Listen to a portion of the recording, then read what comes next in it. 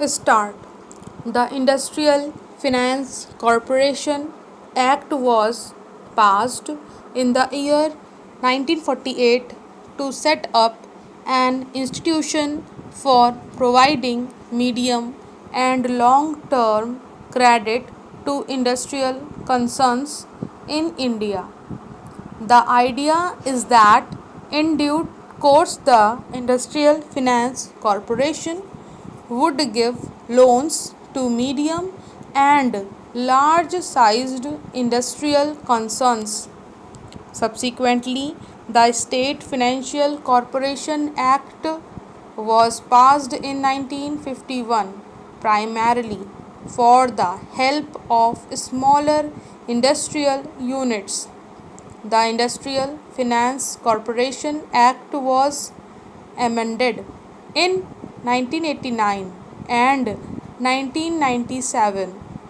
The main amendments effected on the last occasion were to authorize the corporation to guarantee deferred payments in respect of import of capital goods from abroad and to enhance the corporation's borrowing powers.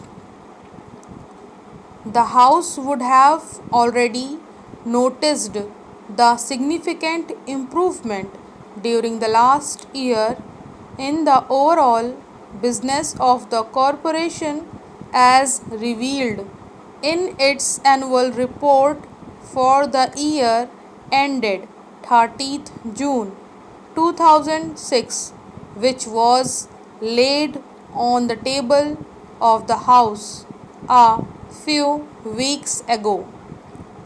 I would like particularly to invite the attention of the House to the all time record total loans approved by the corporation.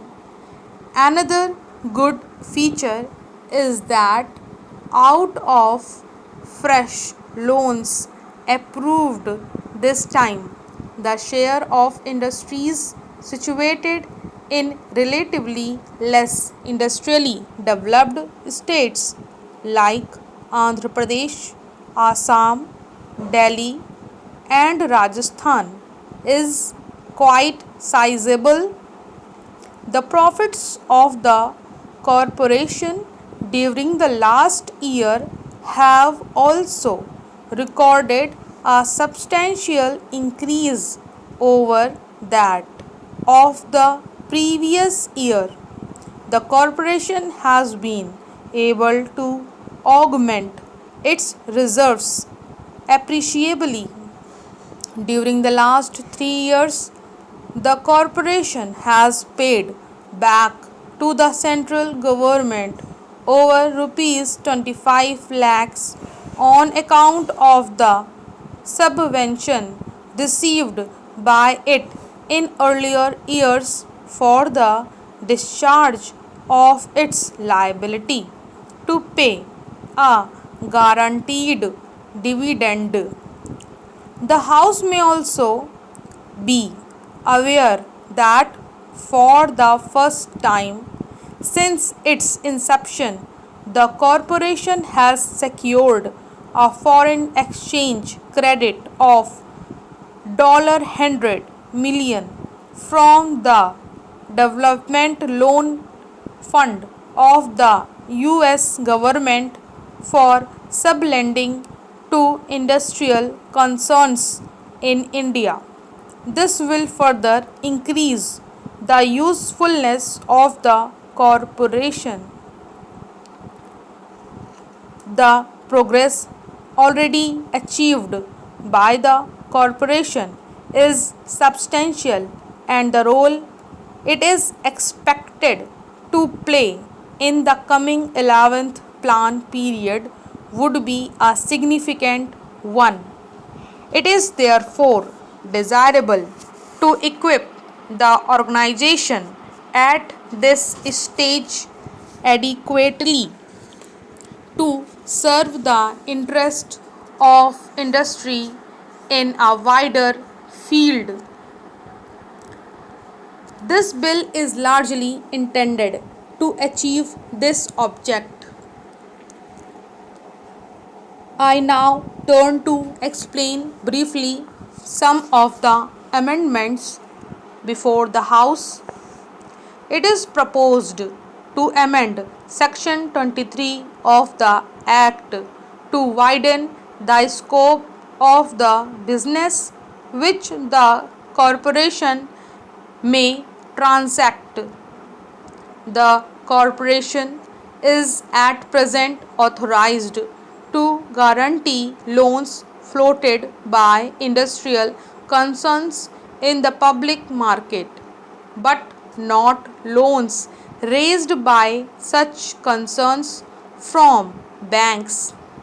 It seems but proper that facilities should be provided in suitable cases for industrial concerns to secure bank accommodation on the guarantee of the corporation.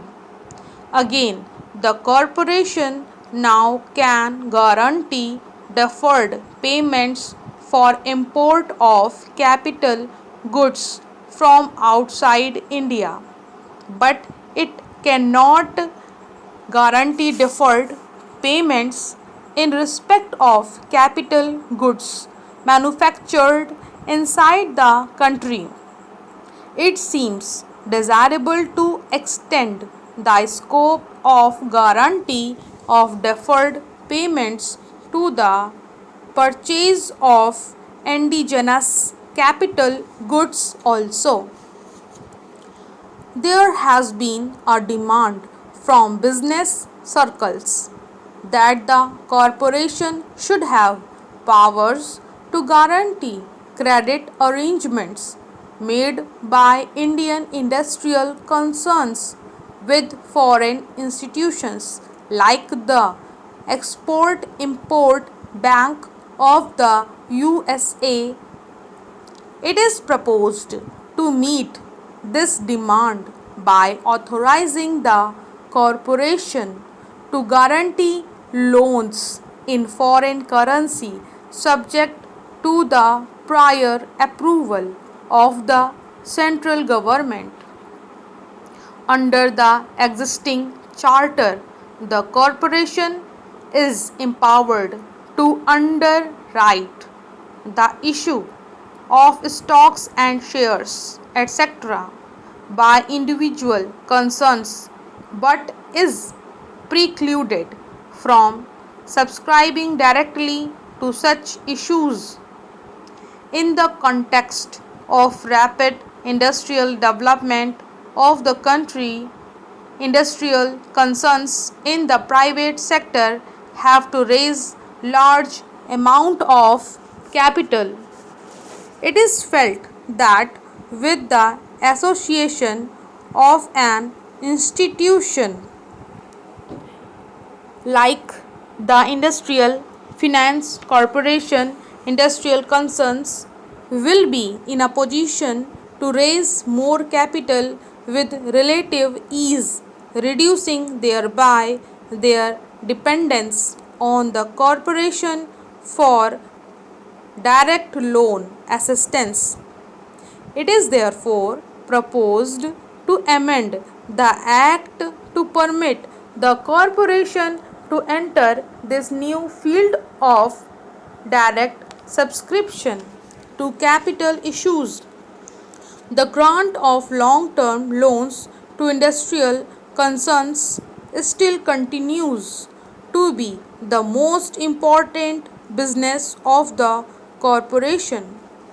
These loans carry only a fixed rate of interest for the entire period, where a venture which has received a sizable loan from the corporation makes very large profits and declares handsome dividends.